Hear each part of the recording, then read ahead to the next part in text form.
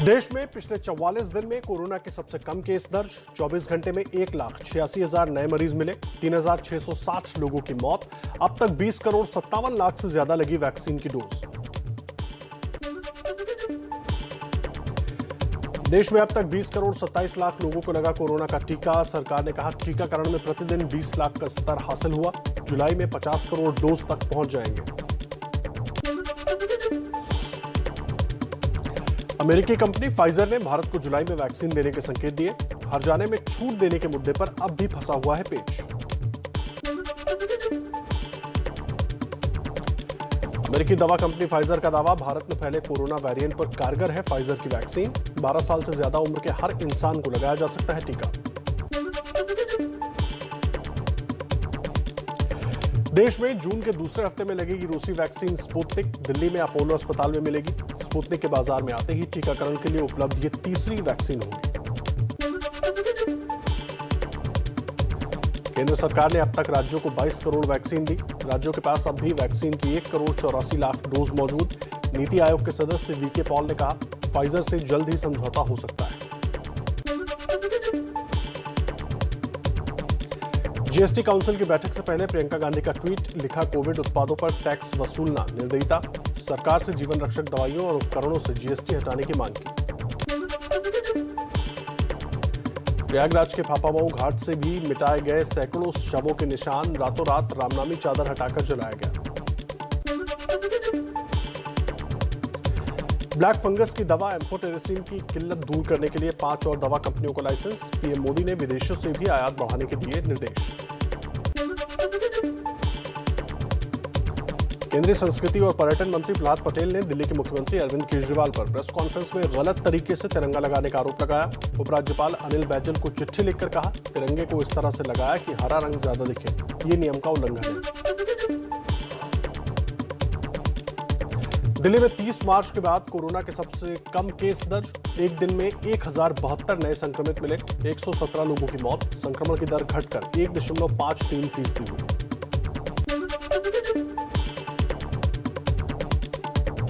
दिल्ली में कोरोना की तीसरी लहर से लड़ने की तैयारी शुरू। केजरीवाल सरकार ने हाईकोर्ट को 47 ऑक्सीजन प्लांट लगाने के प्रस्ताव की जानकारी दी। एलोपैथी के खिलाफ बयान देने वाले बाबा रामदेव के खिलाफ दिल्ली के आईपी स्टेट थाने में शिकायत दर्ज। इंडियन मेडिकल एसोसिएशन ने एफआईआर दर्ज करने की मांग की। पतंजलि योगपीठ ने आईएमए के नोटिस मिलने की पुष्टि की। कहा कानूनी तरीके से इसका करारा जवाब दिया जाएगा। दिल्ली पुलिस की पूछताछ पर ट्विटर और सरकार में तकरार। सरकार ने कहा जांच में सहयोग करें। ट्विटर के कर्मचारियों को देश में खतरा नहीं, देश के कानून से ऊपर नहीं है ट्विटर। दिल्ली पुलिस ने भी बयान जारी कर कहा ट्विटर को सहयोग करना चाहिए क्योंकि Delhi police law enforcement agency है। ये शुरुआती जांच है, केंद्र सरकार के कहने पर नहीं बल्कि कांग्रेस नेताओं की शिकायत पर जांच हो रही है। टोल किट विवाद में कांग्रेस ने दिल्ली पुलिस की जांच को अवैध ठहराया। कहा हमने शिकायत वापस ले ली थी, फिर कैसी जांच। दिल्ली पुलिस पर बीजेपी और केंद्र सरकार के इशारे पर काम करने का आरोप लगाया।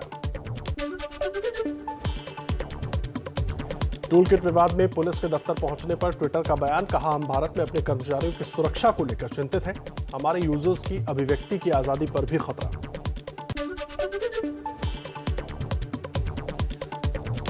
दिल्ली में कई वैक्सीनेशन सेंटर बंद नहीं हो रहा है। 18 से 44 साल के लोगों का टीकाकरण। 45 साल से ज्यादा उम्र वालों के लिए कोविशील्ड का 11 दिन का ही स्टॉक बचा है। दिल्ली में ऑक्सीजन की कमी से मरने वाले कोरोना मरीजों के परिजनों को मिलेगी आर्थिक मदद। दिल्ली सरकार 5-5 लाख रुपए की मदद देगी। कोरोना से जान गंवाने वाले पत्रकारों के परिवारों को मिलेगी 5-5 लाख रुपए की आर्थिक मदद। केंद्र सरकार ने दी मंजूरी। केरल में कोरोना से जान गंवाने वाले माता पिता के बच्चों को राज्य सरकार का मरहम। 3 लाख रुपए 1, 7 और 18 साल तक हर महीने 2000 रुपए की आर्थिक मदद देने का ऐलान। ग्रेजुएशन तक पढ़ाई का खर्च भी उठाएगी सरकार। यूपी में लगातार कम हो रहे हैं कोरोना के मरीज। पिछले 24 घंटे में 2402 नए संक्रमित सामने आए। करीब 3.5 लाख लोगों का हुआ टेस्ट। इलाहाबाद हाईकोर्ट ने यूपी सरकार की कोविड मैनेजमेंट को लेकर तारीफ की। कहा, पिछली सुनवाई में जिन जिलों में सुधार के लिए कहा गया था वहां सुधार हुआ है। केंद्रीय गृह मंत्रालय ने सभी राज्यों के मुख्य सचिवों को लिखी चिट्ठी। कोविड-19 को लेकर स्वास्थ्य मंत्रालय की ओर से जारी निर्देशों को 30 जून तक लागू रखने को कहा।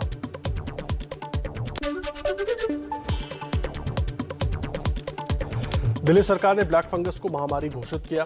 दिल्ली में 24 घंटे में ब्लैक फंगस के 153 नए मरीज मिले। मरीजों की संख्या बढ़कर 773 हुई।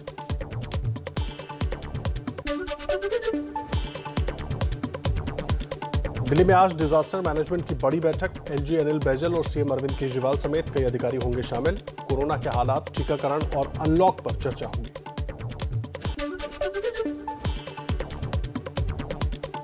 पश्चिम बंगाल में और 15 दिन बढ़ाया गया कोरोना कर्फ्यू। अब 15 जून तक लागू रहेंगी पाबंदियां। सुप्रीम कोर्ट ने सीबीएसई और आईसीएसई की 12वीं बोर्ड की परीक्षा पर सुनवाई सोमवार तक के लिए टाली। छात्रों ने परीक्षा रद्द करने की मांग की है। पश्चिम बंगाल में जुलाई के आखिर में 12वीं और अगस्त के दूसरे हफ्ते में 10वीं की परीक्षाएं होंगी। सीएम ममता बनर्जी ने कहा, होम सेंटर पर होंगी परीक्षाएं। 3 घंटे की बजाय 1.5 घंटे का समय होगा। भारत में आंकड़ों से 14 गुना ज्यादा मौत की खबर छापने वाले न्यूयॉर्क टाइम्स को सरकार की खरी। स्वास्थ्य मंत्री हर्षवर्धन ने कहा, यह खबर पूरी तरह झूठी। अखबार के दावे सबूतों की बजाय विकृत आकलन पर आधारित। कांग्रेस नेता राहुल गांधी का केंद्र पर निशाना। ट्विटर पर लिखा, पॉजिटिविटी एक पीआर स्टंट है ताकि पीएम की नीतियों से हुई कोरोना मौतों के असली आंकड़े छिपाए जा सके। यूपी में अलग अलग टीके की डोज लगाए जाने की खबर पर नीति आयोग के सदस्य वीके पॉल का बयान। प्रोटोकॉल के तहत एक ही कंपनी की दोनों डोज लगे। अगर दूसरी कंपनी की वैक्सीन भी लग जाए तो दिक्कत नहीं। यूपी के सिद्धार्थनगर में दूसरी डोज में अलग अलग वैक्सीन लगाने के मामले में 3 कर्मचारियों पर कार्रवाई। एएनएम निलंबित, चिकित्सा अधीक्षक का हुआ तबादला।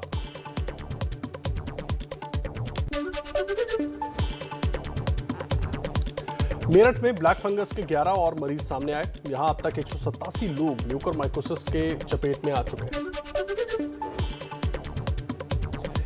यूपी में कानपुर पुलिस ने एंटी फंगल इंजेक्शन के साथ 2 लोगों को गिरफ्तार किया। पकड़े गए लोगों से 68 इंजेक्शन बरामद हुए। कोरोना काल में योगी सरकार का बड़ा आदेश। यूपी में अगले 6 महीने तक हड़ताल नहीं कर सकेंगे स्वास्थ्य कर्मचारी। एस्मा लागू। वाराणसी में कोरोना का हैरान करने वाला मामला। कोरोना नेगेटिव मां ने कोरोना पॉजिटिव बच्चे को जन्म दिया। जच्चे बच्चे की होगी दोबारा जांच।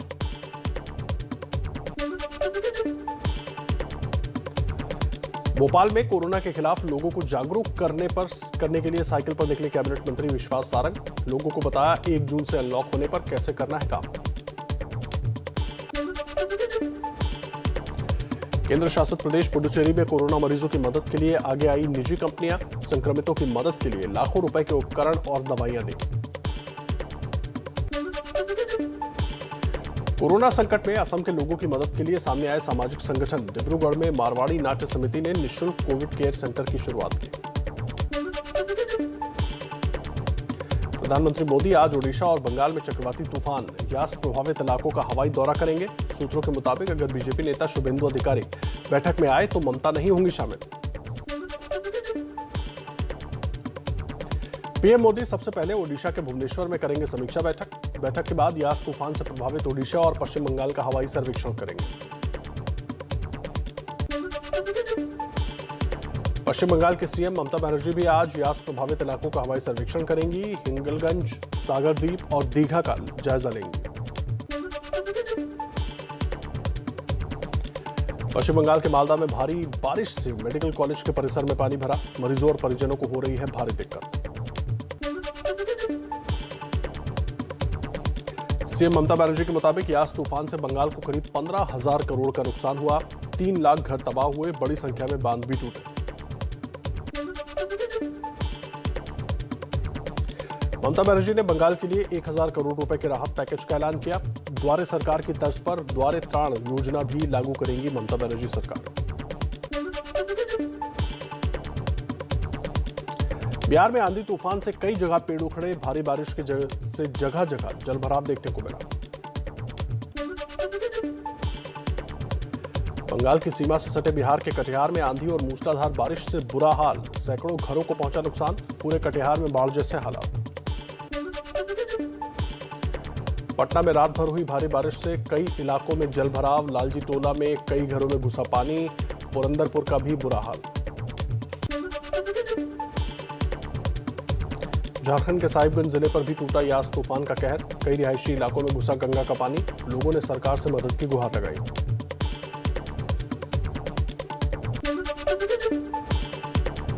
रांची में बाढ़ बारिश से कांची नदी पर बना पुल ध्वस्त हुआ, जान माल का नुकसान नहीं, 2 साल पहले ही पुल का निर्माण हुआ था।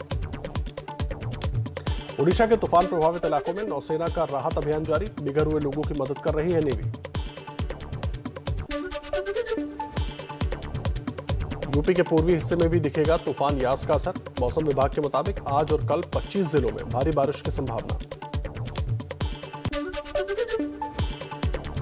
दिल्ली के छत्रसाल स्टेडियम में पहलवान सागर की हत्या के वक्त का वीडियो आया, डंडे से पिटाई करता दिख रहा है पहलवान सुशील कुमार, सुशील का करीबी रोहित भी गिरफ्तार।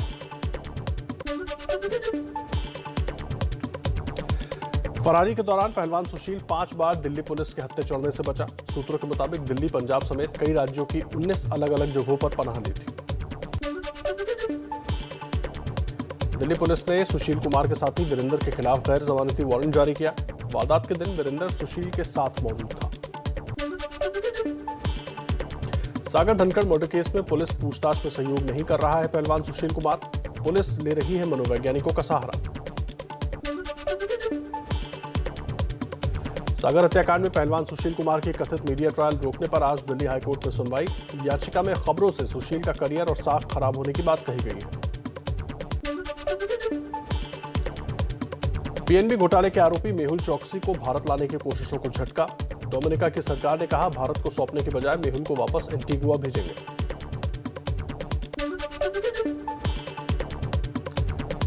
दिल्ली हिंसा का आरोपी लखा सिधाना पंजाब के संगरूर के एक कार्यक्रम में मंच पर दिखा, पंजाब पुलिस की मौजूदगी में लोगों से दिल्ली पहुंचने की अपील की। भारतीय किसान यूनियन के उग्राहा गुट ने ठुकराई पंजाब के सीएम की कोरोना काल में धरना न देने की अपील, कैप्टन के शहर पटियाला में शाही महल के बाहर 3 दिन का धरना शुरू किया। राजस्थान के भरतपुर में बीजेपी सांसद रंजीता कोहली पर हथियारबंद बदमाशों ने किया हमला, गाड़ी के शीशे तोड़े, रंजीता को लगी चोट। मुंबई के गोरेगांव की सोसाइटी में घुसा तेंदुआ, पास के संजय गांधी नेशनल पार्क से भटक कर यहां पहुंचने का शक। अलीगढ़ के लोधा इलाके में जहरीली शराब पीने से 8 लोगों की मौत, सीएम योगी ने आबकारी और गृह विभाग के अधिकारियों को तलब किया, सख्त कार्रवाई के निर्देश। अमेरिकी दौरे पर गए विदेश मंत्री एस जयशंकर की अमेरिकी एनएसए जेक सुलिवन से हुई मुलाकात, हिंद महासागर और अफगानिस्तान समेत कई मुद्दों पर चर्चा, व्यापार प्रतिनिधि कैथरीन ताई से भी मिले Jaishankar. US India business council के साथ भी हुई विदेश मंत्री एस जयशंकर की बैठक, अमेरिकी कंपनियों के प्रमुखों का आभार जताया, कहा कोरोना से निपटने के लिए दोनों देशों में मजबूत साझेदारी की बहुत जरूरत है। अफ्रीकी देश कांगो के गोमा में ज्वालामुखी फटने के बाद आई नई तस्वीर, एक और ज्वालामुखी के फटने की चेतावनी के बाद बड़ी संख्या में शहर छोड़ते दिखे लोग, पिछले हफ्ते ही गोमा में फटा था ज्वालामुखी। देश में सस्ता स्मार्टफोन उतारने के लिए रिलायंस जियो के साथ मिलकर तेजी से काम कर रहा है गूगल, सीईओ सुंदर पिचाई ने बताया, पिछले साल हुआ जियो और गूगल के बीच समझौता।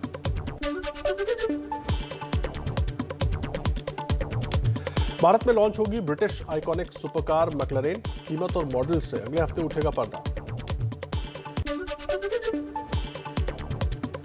कोरोना महामारी के दौर में पूरी दुनिया में लोगों ने जमकर स्मार्ट वॉच की खरीदारी की, एक रिसर्च रिपोर्ट के मुताबिक 50% बढ़ी स्मार्ट वॉच की सेल, बिक्री में एप्पल कंपनी टॉप पर। वर्ल्ड टेस्ट चैंपियनशिप फाइनल पर पूर्व भारतीय कप्तान कपिल देव का बयान, बोले एक टेस्ट के आधार पर विजेता का फैसला सही नहीं, 3 टेस्ट होना चाहिए, 18 से 22 जून के बीच है फाइनल। आईपीएल 2021 के बचे मैचों को लेकर इंग्लैंड और वेल्स क्रिकेट बोर्ड का ऐलान, नहीं करेंगे कार्यक्रम में कोई बदलाव, आईपीएल पूरा कराने की योजना में जुटे बीसीसीआई की परेशानी बढ़ी।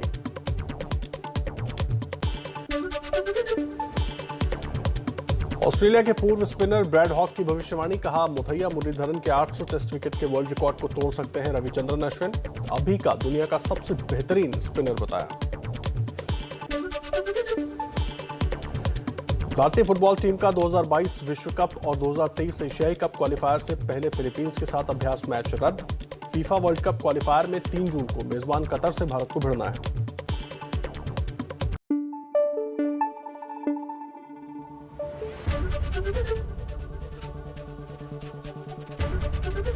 एबीपी न्यूज आपको रखे आगे।